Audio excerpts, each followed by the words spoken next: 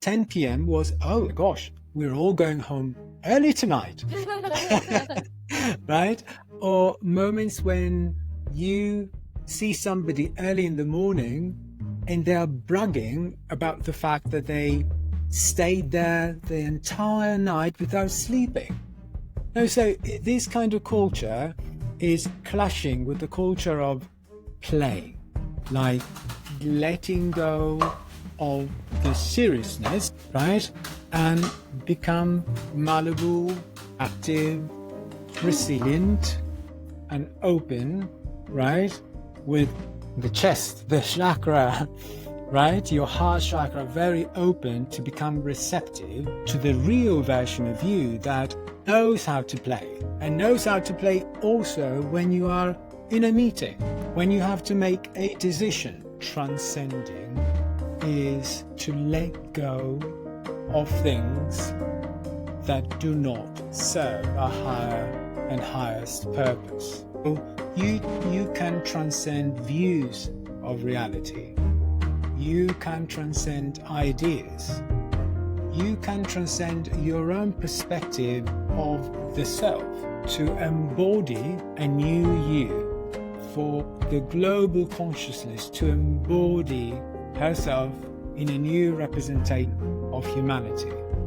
So transcendence is really, truly shedding, is activating the power of letting go.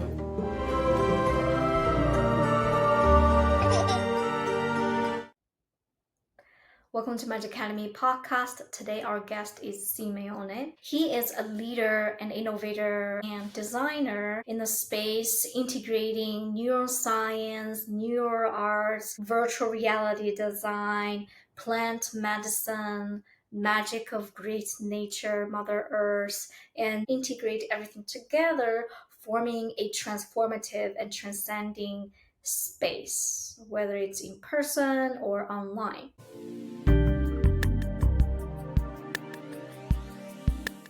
So just envision someone who is at a state where maybe there's a lot of prohibiting or limiting self-belief.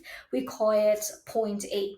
And then transform into going through this whole experience and space, going into a transformed and transcended space. We call it space B. So this conversation, we are to explore what does that mean about a transformative or transcending experience. What does that have an impact? How does that impact our ego?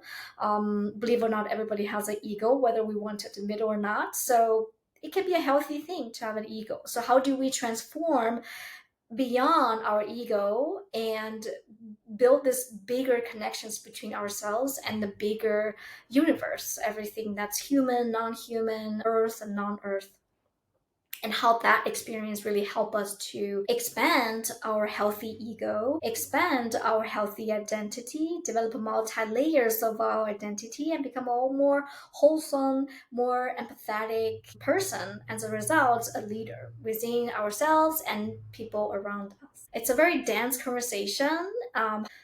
Please listen to it because there's a lot to unpack, and you'll have deep resonance with a few things that we've discussed there. You ready? Let's dive in. Thank you, Johnny. Thank you for having me. It's such a privilege and an honor to be here today and with all of you.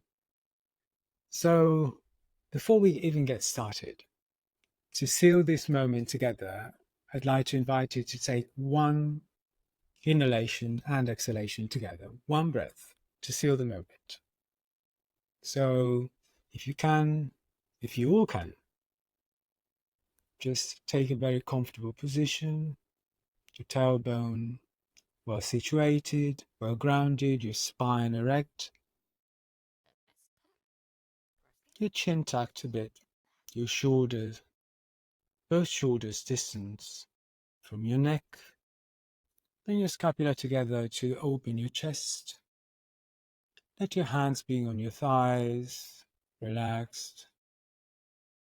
Let's close our eyes. Let's take one big and juicy inhalation And a nice and relaxing exhalation, either from the nose or from the mouth. Now let's open our eyes.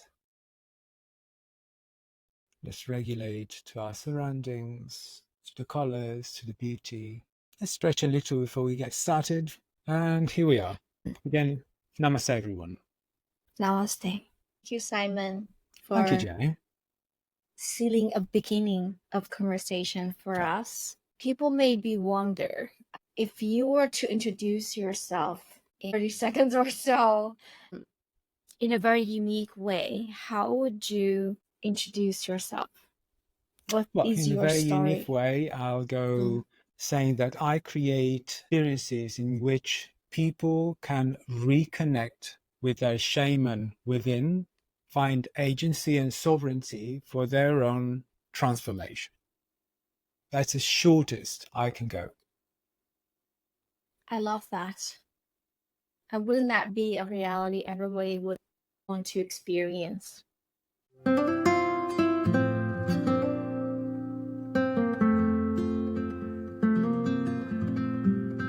Yeah, we all have it. It's just that it is filtered through so many limiting beliefs and ideas that through a system of reward and punishment we've been exposed to ever since we came into this bodily form, we believed that to be true and we just went with them. And so for instance, in the Nahuatl tradition of the Mesoamerican civilization, they believe that we all live in a dream, an individual dream and also a collective dream that is inspired by certain beliefs that oftentimes are very good, excellent, but when they are not, they are like parasites. They call them mitotles, that they eat you up and they change your perception of reality and they sprinkle it with limiting beliefs and assumptions about yourself. Oftentimes you go on your entire life without wandering, without taking a break from yourself. And so the type of work I do is to create that healthy pause from who you think you are.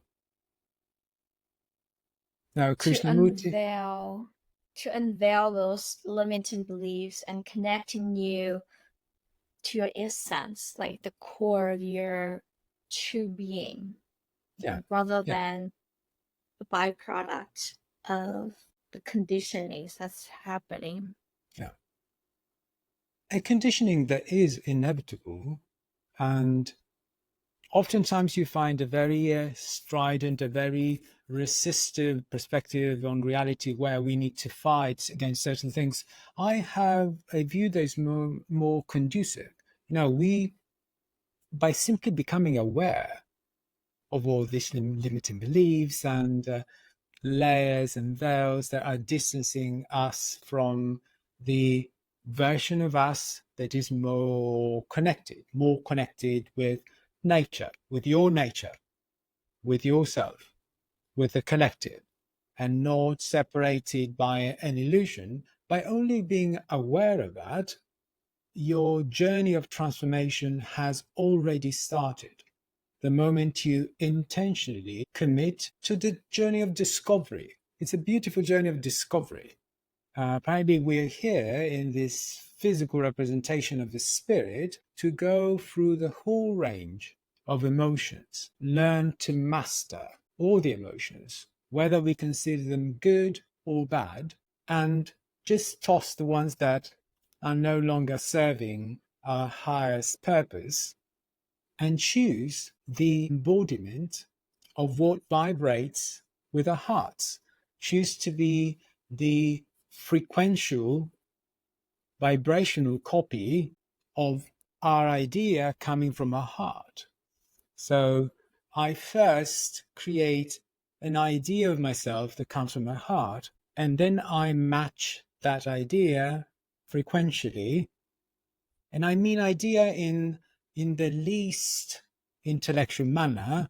I mean the idea that comes from the visceral feeling of who you are. that comes from your interoception, thought, from your connection, deep connection with your sensations, with all of your emotions. So it's a very whole-bodied experience, and not even just yourself, it's actually a collective. So it's opening yourself to the bigger picture.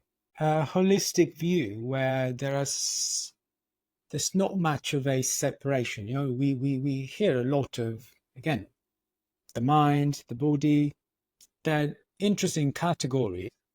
However, we are unity and we are connected to a source that does not know of separation. It's only to experience certain experiences in the human body that we begin to believe in the idea of a separation. If we were to ask you what got you started on this path, on this exploration, exploring plant medicine and the technologies such as metaverse, immersive technologies, what is the initial story of this hero's journey?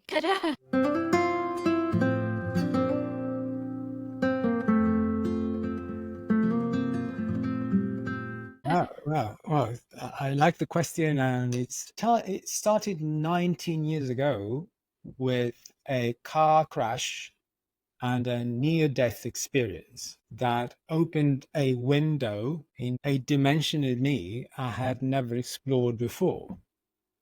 And so reintegrating or integrating that experience at this level of density that we call life in a human body, well, many new suggestions, many new messages were coming to me from the universe, the source, something that we feel often disconnected with. Maybe sometimes we get closer to that in our lucid dreaming, right? And so I began to see reality in a different fashion. But just as importantly, I observed that people were looking at me in a different way, especially when they were interacting with a new version of me.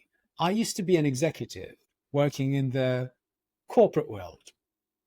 And so when people found me in the post car crash and near death experience, they were probably interacting with a physical representation in me that was very akin to what I looked like before the car crash and the experience. But my inner world was changed. Something was looking, perceiving, interacting with reality from a different place.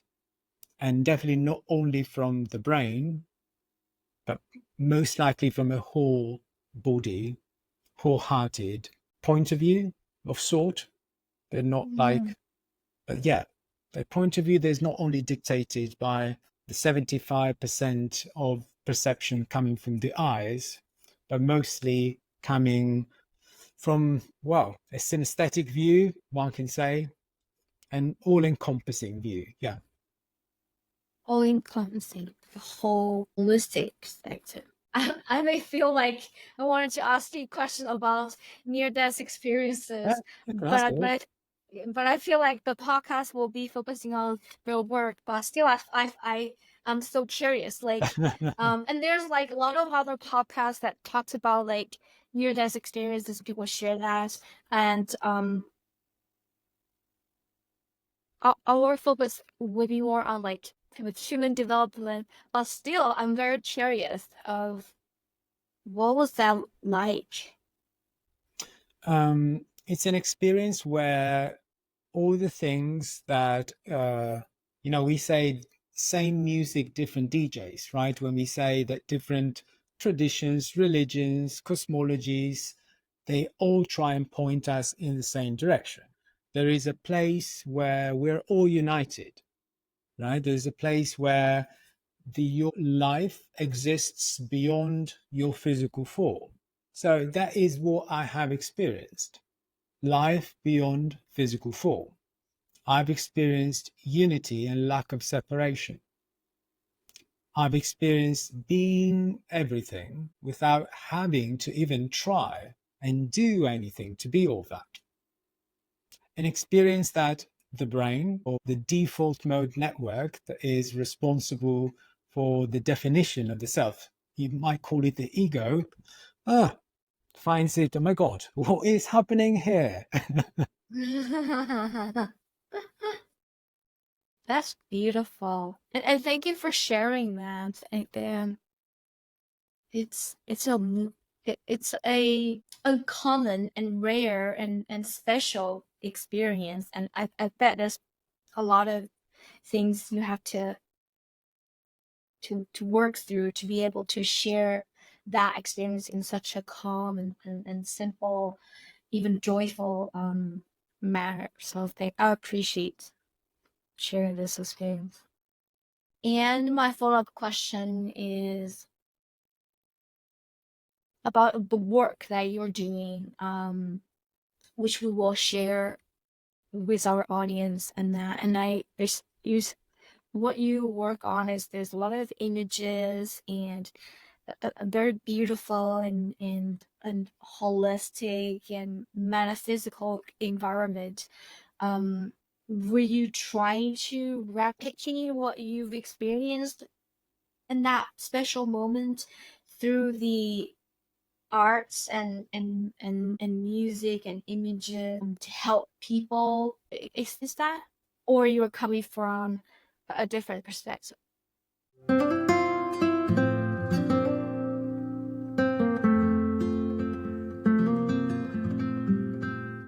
I come from the former.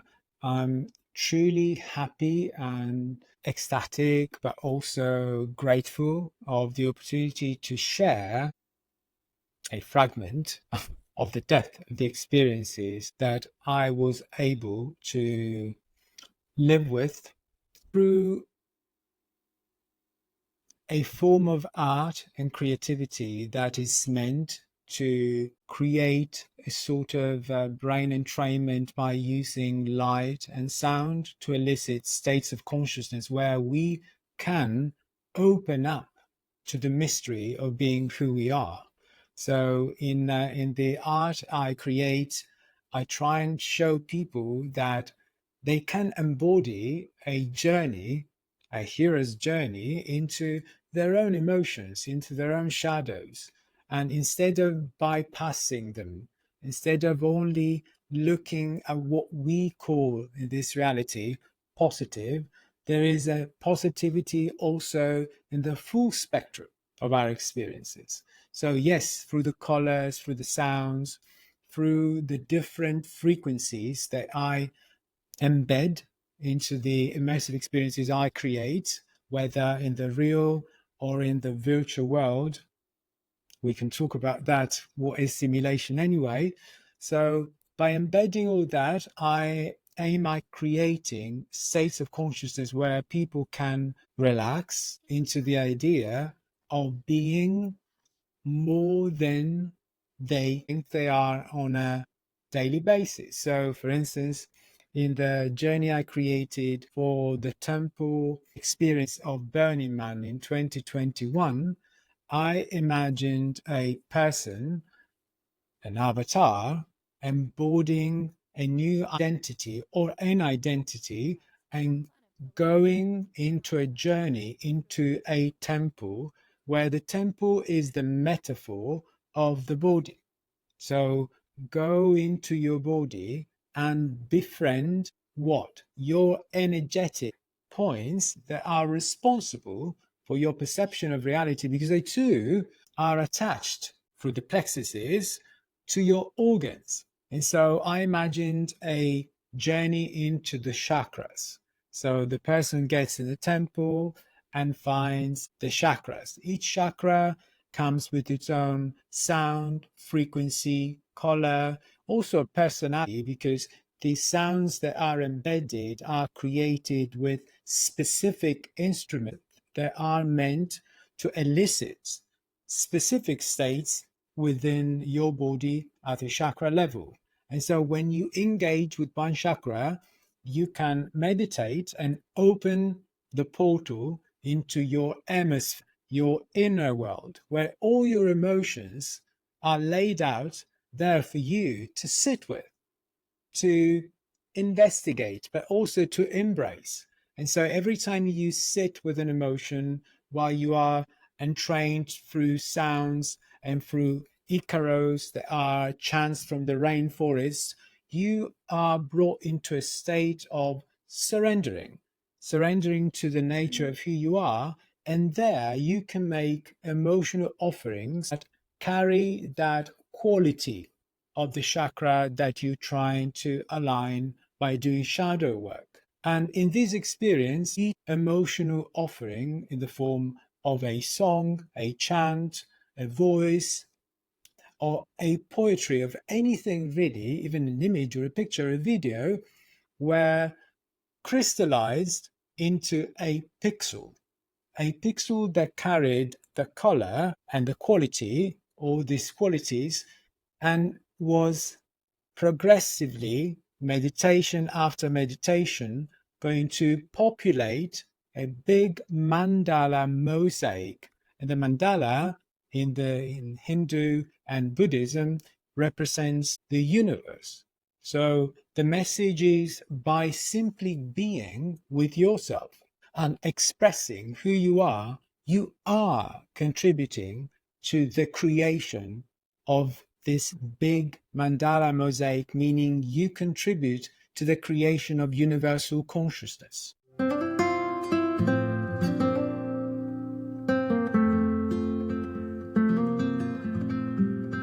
And you just sit with that message a little bit. So we have the video, it's about 1 minute and 20 seconds. Do you think it's time for us to show our audience? We'd show it. I would be happy to. Before we show that, I'm trying to speak for some audience who don't particularly resonate with the idea of chakras. What are some alternative languages for them to process this visual and metaphorical experience? So the chakras in modern medicine are called plexuses.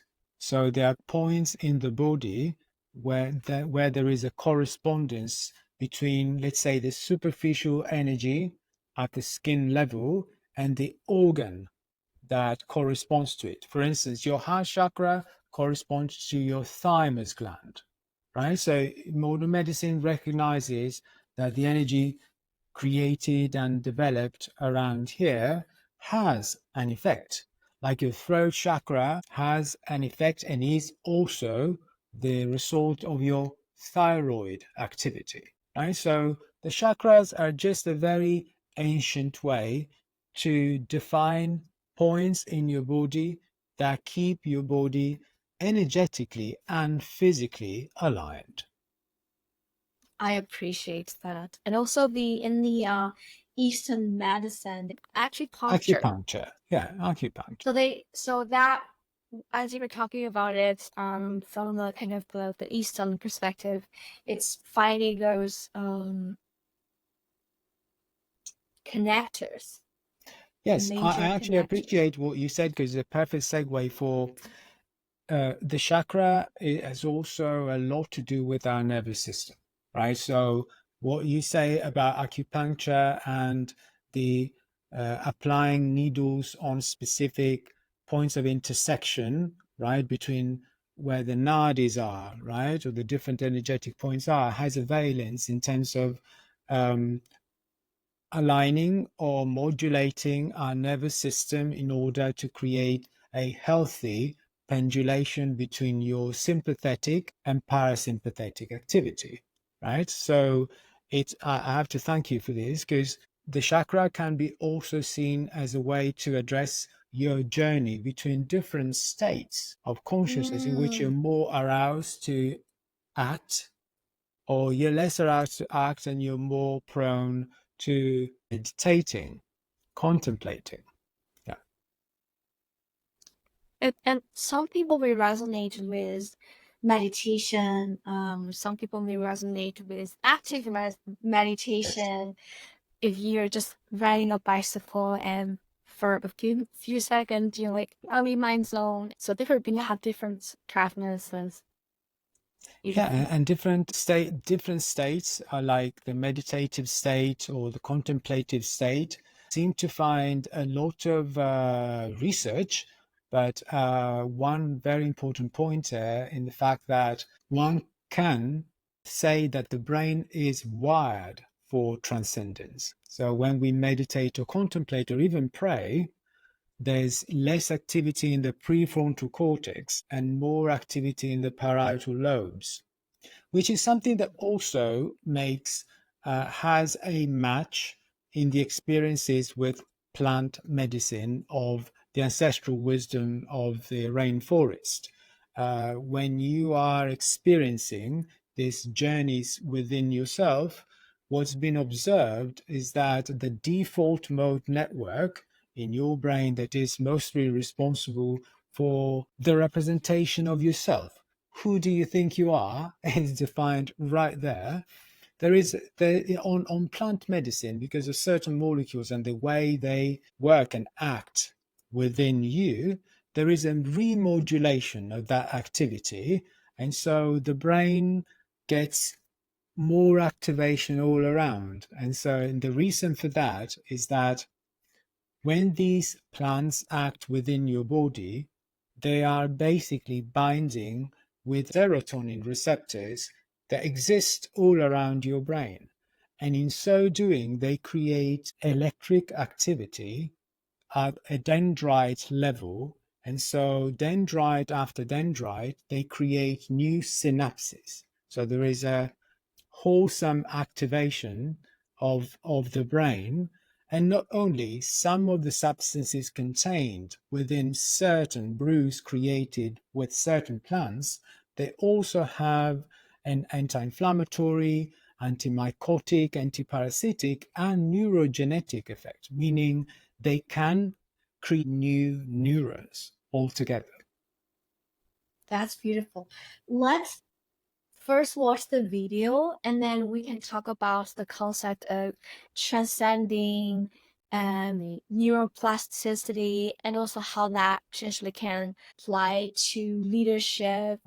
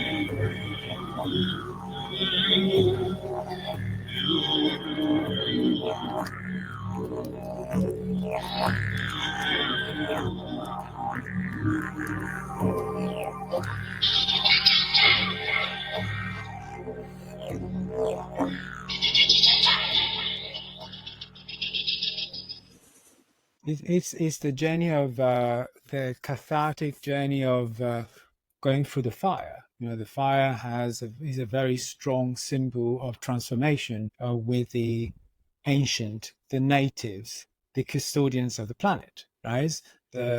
When you burn something, there is a transformation happening. You're making room for the new by letting go of the past, of what is considered old or what is considered no longer serving. So in this case, I brought this metaphor, and the digital fire was actually activating the different parts of the mosaic to create a cacophony, so randomly generated music, symphony really, because through each activation, each mosaic, part of the mosaic had a note that corresponded to each chakra. And that created an amazing cacophony, and that in the metaphorized representation, that universal orchestration has brought the chakras of humanity in alignment for humanity go back to reunite itself with supreme consciousness, with the female nature of the source. That's why you see a female face lingering at the very end. Why a female? Even though I'm a female, it's happy for me to hear that. Probably my ego is talking. But why a female? The plants I tend to work with have a female spirit, meaning they have a quality that is embracing, they have a quality that has a spiral, has a very holographic, all-encompassing nature, right? And so also the forest, right, has a very female feature to the way she takes care of herself, and the way the forest is also growing, if you will, on the skin of Gaia, the planet, right? The spirit of the planet. So we're really into a dimension where the feminine, the masculine truly intertwine, like in a yin yang type of the universe. And so that final nurturing face of the Pachamama, Mother Earth, is what's most dear to all the native traditions of the world, but particularly the traditions of Center, even North and South America I worked. That's beautiful.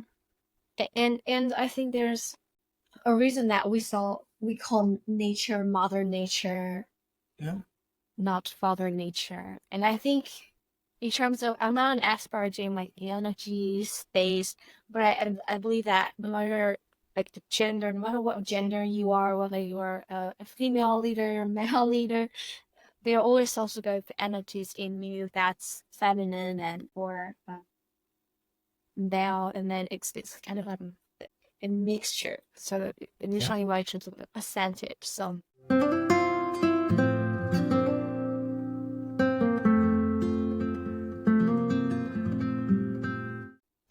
to create this and other experiences, I draw a lot of inspiration from the work I actually do in the forest in real life. And so when I create these sweat lodges in which people are invited to purify their bodies and to sweat it all out, you have the perfect unity between the motherly nature of earth and the fatherly nature of the fire, right? The fire and the elements, they all go together, the air, and the earth itself, they all contribute to the creation of what we call life. Here, by the way, as you can, I was using AR technology to make measurements of what then becomes later the sweat lodge. So I take full inspiration because nature has a completely different view of herself than we have of her. And so it's always welcoming, all-encompassing, self-regulating. And also nature and the relationship that the natives had with nature was so what we would call trauma-informed. Every time we sit with the bamboo before cutting it, we ask permission. Every time I move a stone or I do anything in the territory of Mother Nature, I ask for permission. It's consent-based. And if she doesn't agree of sort, if you are connected to the rhythm of life, you'll understand, you'll feel it. So, yes, it's a female feature in a cosmology where both the father and the mother of sort, the grandmother and the grandfather, they both sit at the same table to bring the human experience through the orchestration of the four elements, and in the cosmology of some Mesoamericans, through the movement. They considered that movement is another element that we will call it ether, that contributes to the creation of our perception of reality. Here you can see the Temescal, the sweat lodge, reflects some sacred geometry according to which our life on the planet is organized. And here you can see the inside of the Temescal. And here you see some of the pieces of the altar where you see a spiral and a turtle, because they all bring you into the Temescal, representing the womb of Mother Earth, in which the transformation of fire and water brings life, rejuvenation into the new human, in the humanity we want to become. So in their cosmologies, is truly going through different states and levels of consciousness, represented by different elements and power animals. And now, as we draws our conversation back to where we left it, it's the of transcendence. And you also use the word transform. So what is transcending? What is transforming? And how does that impact how we lead ourselves and people around us?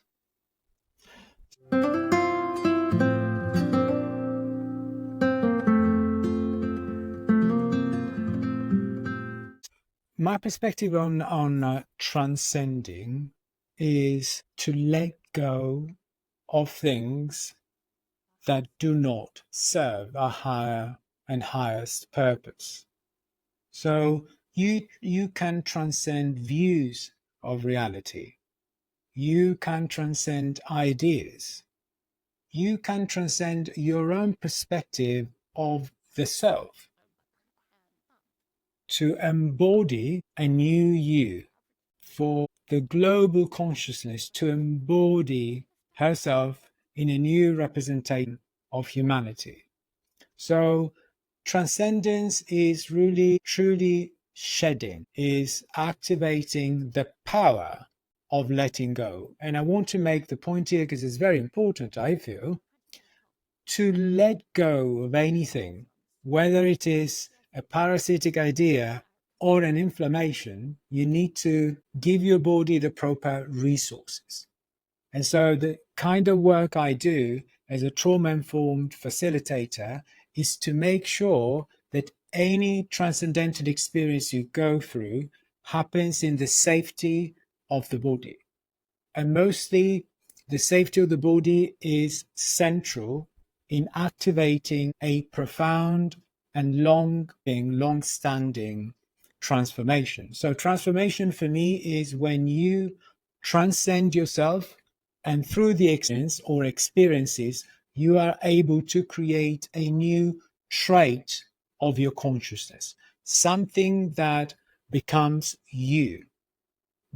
However temporary you, that new trait is who you are, wholeheartedly, authentically.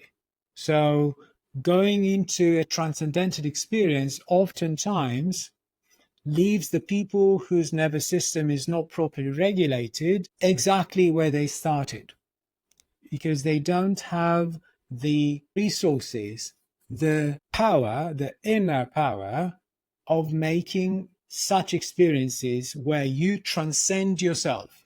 You look at yourself from a different perspective. You disidentify from your idea of you. Well, then to integrate the fact that you are not only that, but you're also that version of you, takes cultivation.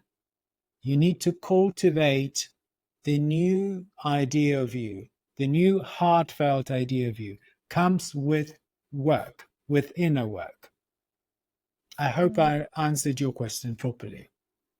Yeah, and in terms of so I'm getting an idea of like empathy, a little bit like self-empathy, is to empathize with the version of you right now, and then also empathize the kind of the more essence of yourself after you letting go, after you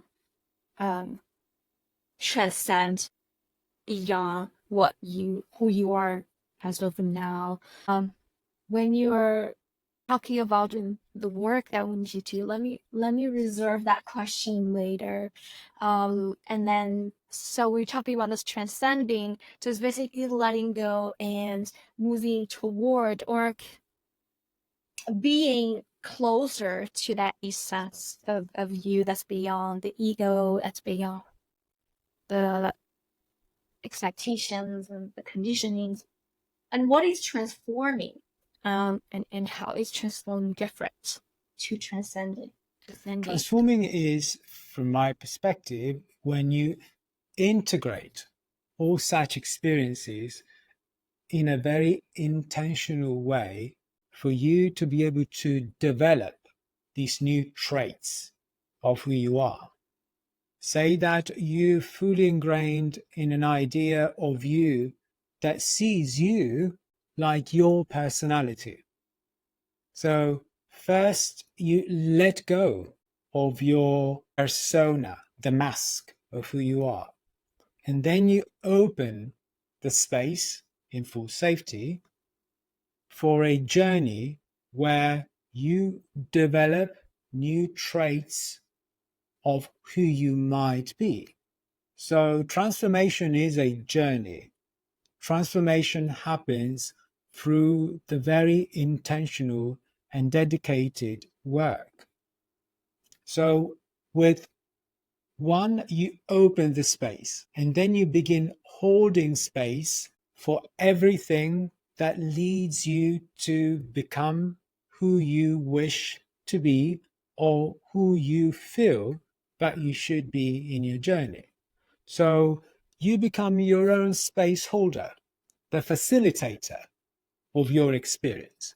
Because as we said, when you go into an experience like the ones of the plant medicine, where it's all about perspective taking, you see yourself as if you were the observer, right? Which we borrow from, we know the Eastern philosophies were very meticulous about this, right? So Krishnamurti said, either you're a saint or a sinner, they both are illusions. So when you let go of the illusion of who you think you are, then you can begin to cultivate the space for who you wish to be. And everything around you, this is another trait of transforming, becomes a messenger.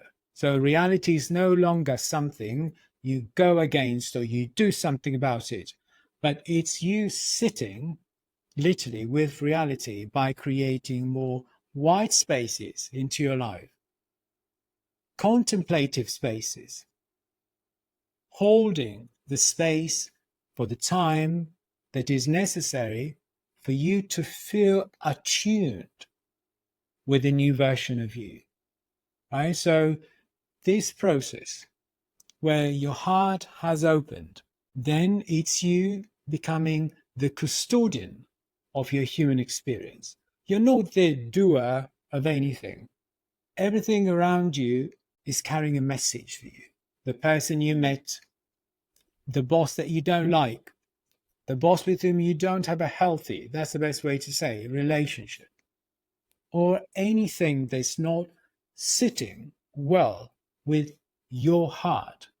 First of all, you begin to be able to feel it. So, for instance, your powers as creator become more evident, remarkably felt.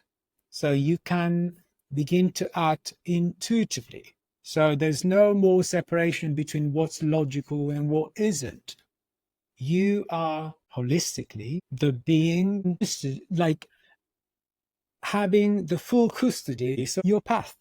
And so you are sovereign. You have agency. That's where transformation happens. I think the message also helps us to manage the mental health, like in the workplace, whether you're leading or you're being led.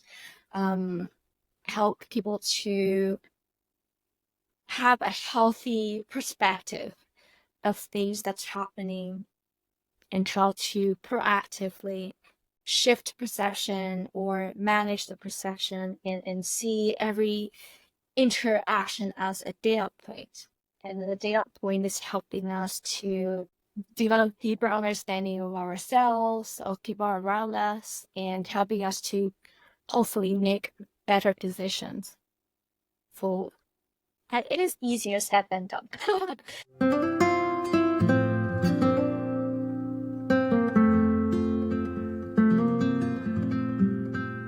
Well, of course, it is a process, but looking at other people and situations as messages but also reflections of our shadows, Reflections of our it's shadows. life-changing because you cease to be entangled with other people's emotions and you change the perspective inwards. So what are my emotions trying to communicate to me through my body when I am facing such a situation? It's not, what did Johnny do to me? How do I react to that? It's, well, what is the message? What is the message that the highest version of me is trying to bring to my attention, oftentimes through the emotions and the sensations and the physical and otherwise sensations? That's why I feel that the activations of different senses and the connection can oftentimes be able to let us read reality through subtle messages.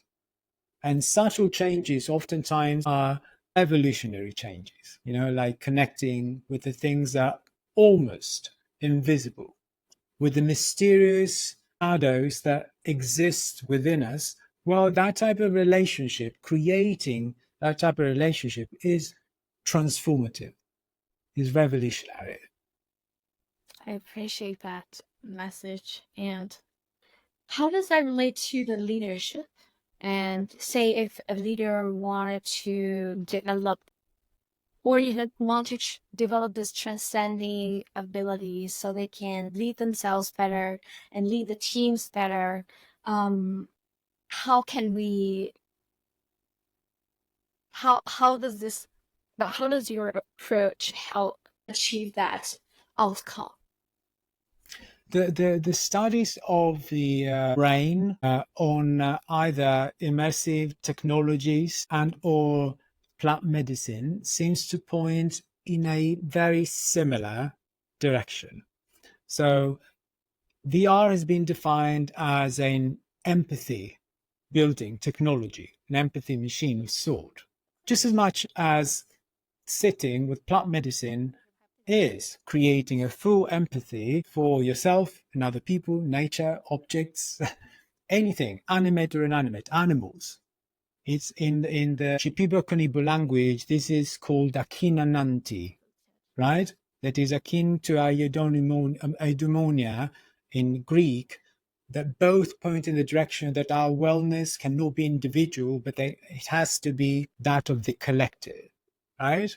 So the ability to interconnect, to connect with yourself and others is one very important quality of the modern leadership. It's not about leading from here, it's about leading from here, connecting, and most importantly, ensuring that the people around you are in their process of evolution. So empathizing is very much a quality of these new technologies that create simulations, right, for the brain to connect with a different representation of reality. In 1981, Jean Baudrillard, a philosopher, published the book Simulation and Simulacra, or I think it was Simulacra and Simulation, saying something very important about how reality, the hyper reality that is being created through, not through the devices per se, but through a very technological approach, right, to deliver your messages, is just as important as reality, so long as people attach a meaning and a value to that experience. So if we are capable of creating content for these devices, but the content of the new simulations, we could instill healthily into people a sense of profound connection, empathy, self-compassion, and compassion for everything, not only the human beings, but for everything that we belong with, nature and all the other realms. There's no separation. So any modern leader is ultimately connected with a vision that is not ego-driven, and with the ability to bring that vision to fruition in a way that is creating value and transformation in the people that are co-creating the execution of that vision. That's why I think that these technologies, whether organic or otherwise, can be a very important tool for humanity. You know, I used to help companies. Now I like to say that I help people, because there's no separation, right? The company true can be an entity that we don't know what, very obscure, but it's mostly made of people. And so people are in charge of their own human experience. A company means a group of people who see each other as companies. Yes, indeed. Yes, indeed. That's a beautiful vision.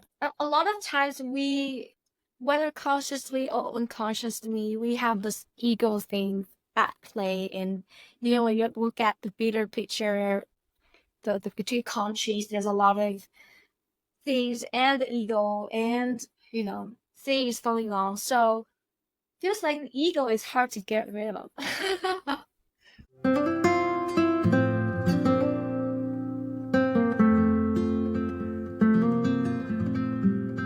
Well, the ego, I feel the ego first doesn't have to be let go of completely. No, like there's a very riddling way to say it. Like you say, okay, you want to be spiritual, right? And so you say, fine, let go of the ego. But then somebody asks, but who told you that you should get rid of the ego? Or you should be getting spiritual? And the answer is, oh, maybe it's still my ego. So in other words, we are connected to a source of which we are a partition here at this level of density. Fine.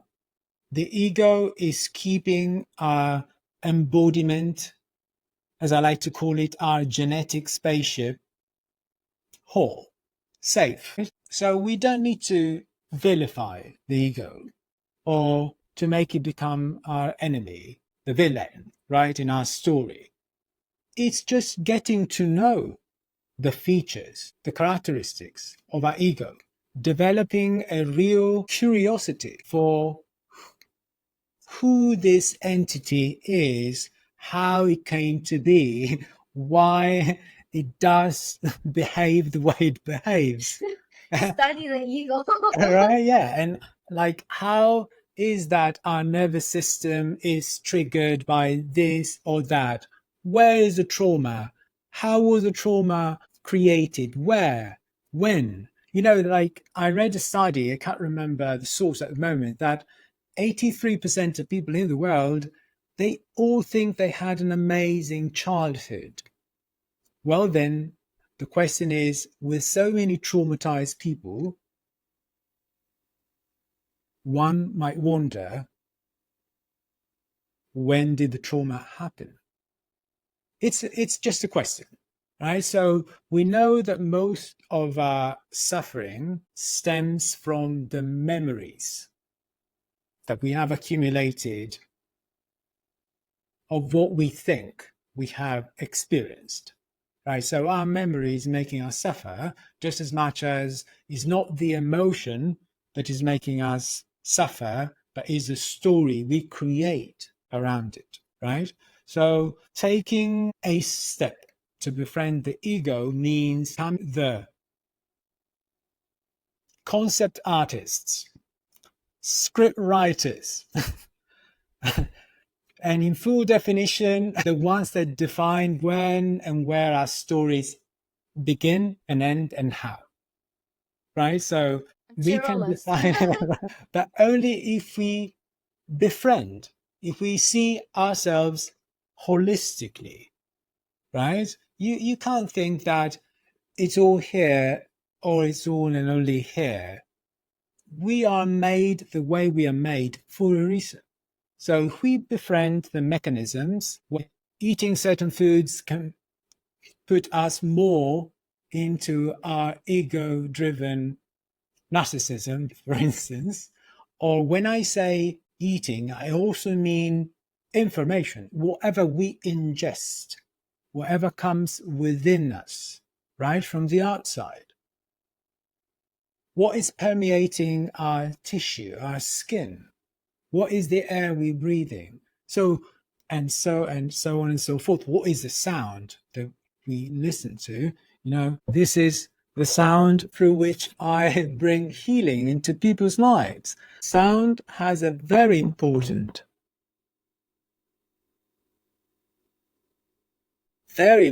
role.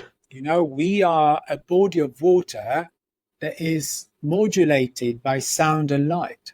So getting to know all these factors will also demystify the ego a bit and also teach us that if we have areas of our brain, like the default mode network in charge of our ego, the limbic system in charge and the amygdala in charge of our emotions, we know that these stories that we create, often lasting between 90 seconds and 90 minutes, might be a creation of the ego. So let's sit with the ego, right? When you are in a plant medicine experience, the first thing you feel is that you're sitting with your subconscious, with the things that are unconscious to you, right? Let's find ways to sit with that ego. Oftentimes is an infant whose needs were not met. Is a child, right, with a tantrum, because they could not be heard. They could not receive love. So that is part of our ego journey, like befriending rather than creating resistance. I don't believe in too much resistance, so to speak, and I use the word believe with tactfully, because, every time you try and resist in the world of polarity, You get you closer. have a reaction, a slingshot reaction there. So let's create conduct, something that is conducive. It's like, let's befriend our ego, invite the ego to a cup of tea. Yes. Tell me your story. And a good tea. A good tea. Yeah, definitely good. Yes, we'll give you a good tea. But that's beautiful. We can go on and on and on and on. And Sounds like it. it's like it. And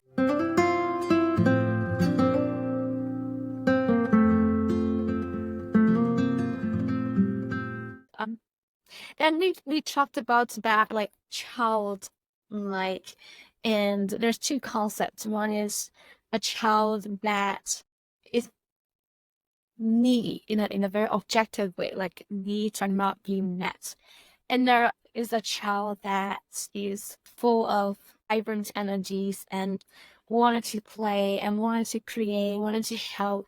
When we were talking about like this childlike wonder, what role do you think that play in adulthood, especially when you're leading yourself or you're leading a team, or you're creating a culture of that group of people, that company?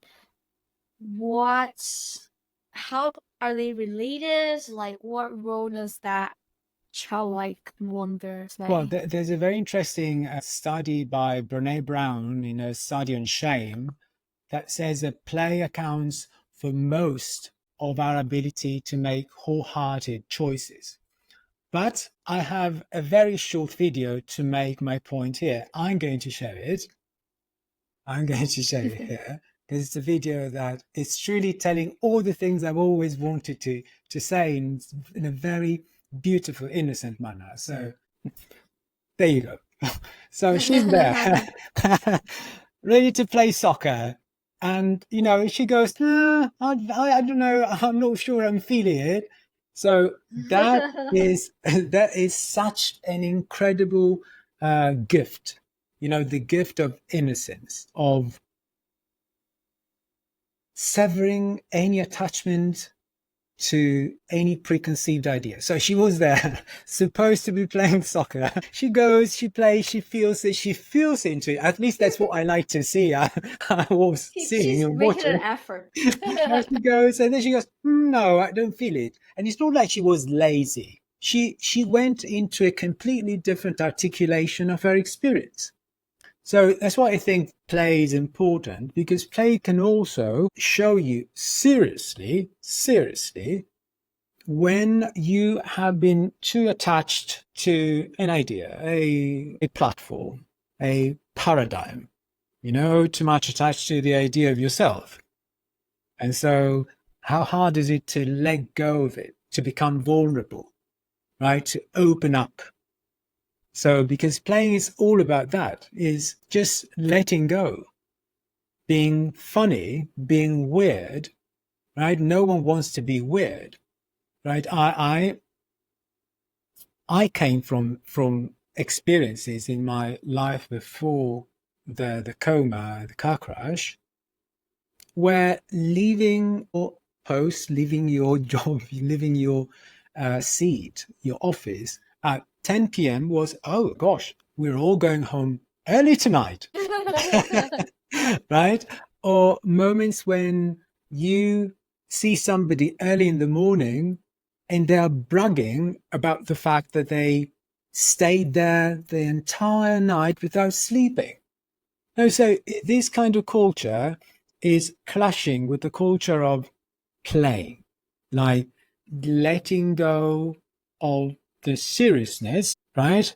And become malleable, adaptive, resilient, and open, right? With the chest, the chakra, right? Your heart chakra very open to become receptive to the real version of you that knows how to play, and knows how to play also when you are in a meeting, when you have to make a decision.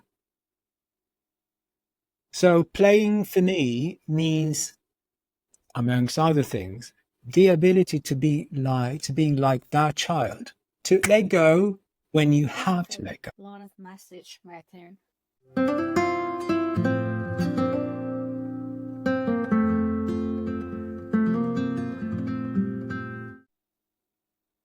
Aho to playing. You know, aho is a very beautiful expression that we use to say, I agree, to say, I'm with it, I feel in alignment, right? Also akin to amen. It was used by the natives of Oklahoma, and then it became something very widespread in the medicine spiritual world. So you see how many things we inherit, Yeah. right? And interconnect. Yes. Beautiful. It can't go on and on and on.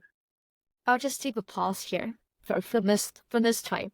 And we will come to the magic part of the conversation. Before that, I'll give a brief recap. I will try to give a brief recap of what we talked about. Wow, you're brave. You're brave.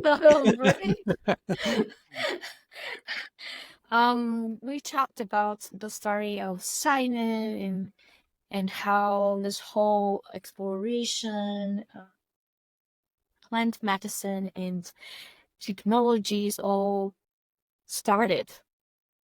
It started from a near death, a brief mythical experience. And then we transitioned to talk about the stories, the design. We went through this visual journey of coming into a lotus temple, going through the chakras, and then going through the lotus with people talking, and coming back to aligned chakras and human and Mother Nature.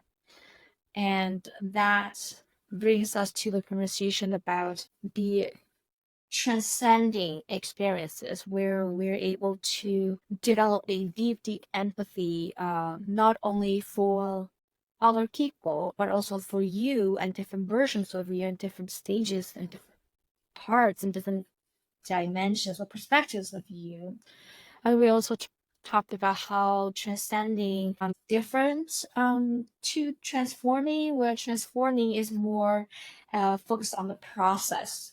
So if you're going through a transcending experience, you're going through different milestones of transforming to reach that particular outcome. We also explored how that can empower leadership, and the leaderships within ourselves, the leaderships within the team, the leaderships within a bigger context of company, and how when we have that ability to transcend and letting go of that preconceptions and being naively, in a good way, open to different perspectives or to the world as it is, the radical naivety and the radical transparency and radical objectivity will help us open up new opportunities to bring in deeper connections within ourselves and among everybody that we work with or we interact directly or interact. We also talked about the idea of true playfulness in terms of in the context of like, should we letting go and dissolve the ego, or should we befriend the ego, and how can the childlike wonder aspect help us do everything that we talked about much better in a very fluid and resistant free minimal resistant manner. I hope I'm summarizing. Okay. Wow, I'm impressed. I am impressed. Perfect. Very good. So magic. So when Simon, before you were a couple days working from like working until 10 p.m. and then still being just transcending citizens. When you were back in 11 years old, you're 16 minutes old, what did you enjoy creating or playing so much that time just disappeared?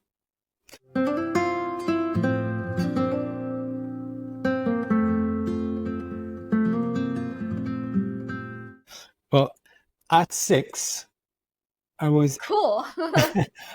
at 6. I was a young performer, performing before large audiences and speaking, dancing, and playing local songs, like almost native,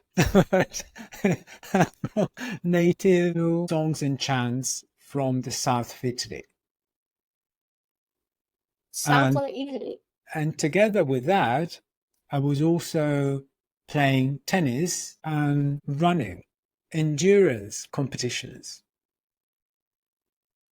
So that developed in a similar fashion until I was 15.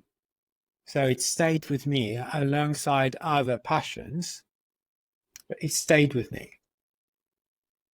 My sister and I started a company when we were 8, but that's another story. We need another conversation. That's another conversation for that. At piano con. Were there any particular challenges that you had to overcome that helped to shape your?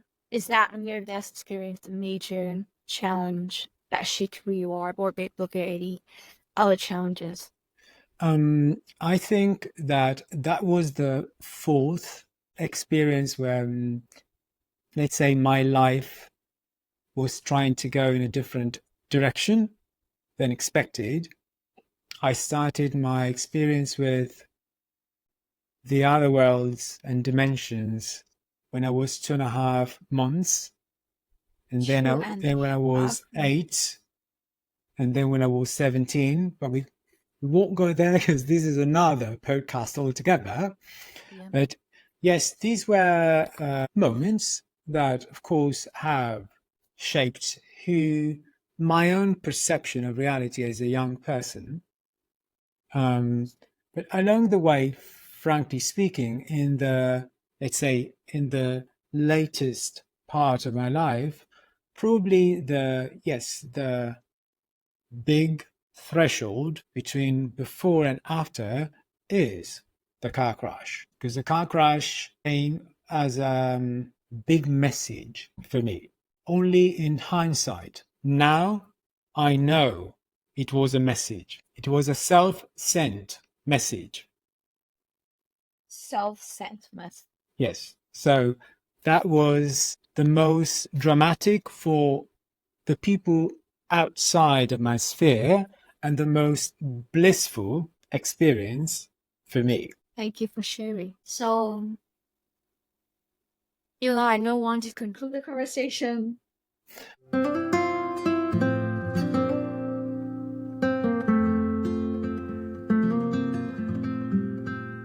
What do you think is overall your magic? Truly, it is holding space for people to find their magic. I strongly, even my words cannot express how strongly I feel that, and I'm going to borrow something you said a minute ago, the radical objectivity of our experience is that we are divine beings. We just need to remember. And so it is truly my own honor, and it's part of my journey of healing myself, that of holding space for other people to find their divinity within their magic. Beautiful. Let's conclude here. Thank you for sharing your inspirations, your design with us today, and giving us opportunities to really reflect deeply within. And for our audiences, if you want to, if you're interested and you're curious, all his information is the show notes below. You would like our communities to connect with each other and build new stories and new adventures together. Thank you, Johnny, for holding space so graciously and also for having an incredible memory. I'm still thinking how you did it. I'm still thinking. Thank you. I in visuals. I love that. I love that. I love that. People suffering from aphantasia will be very jealous. It's a condition where you cannot picture, you cannot visualize things in your brain. So they would try to remember through words, memories. Yeah. Other senses will be enhanced to compensate, for that specific quality. It's we all have qualities. Again, magic. So long we all have the magic. Yes. I dream of a world where everyone, who you are, where you are, how long you've been on this planet, are able to be friends with their magic. Yes. And be friends with their ego. Yes. To be able to with that knowledge, with that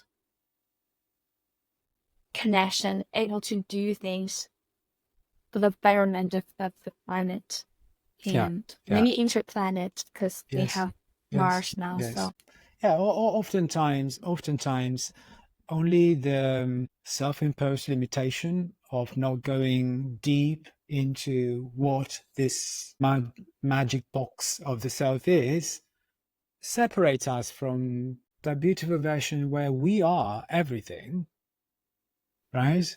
And so, yes, I think yours is a very beautiful wish. And full of magical leaders. Yes, yes. So We we all need more leaders. we all need to lead ourselves, meaning from my perspective, again, leading means being able to connect. Let's leave our audience with that. Yes, I like that. Thank you, Simon. Thank you, Johnny.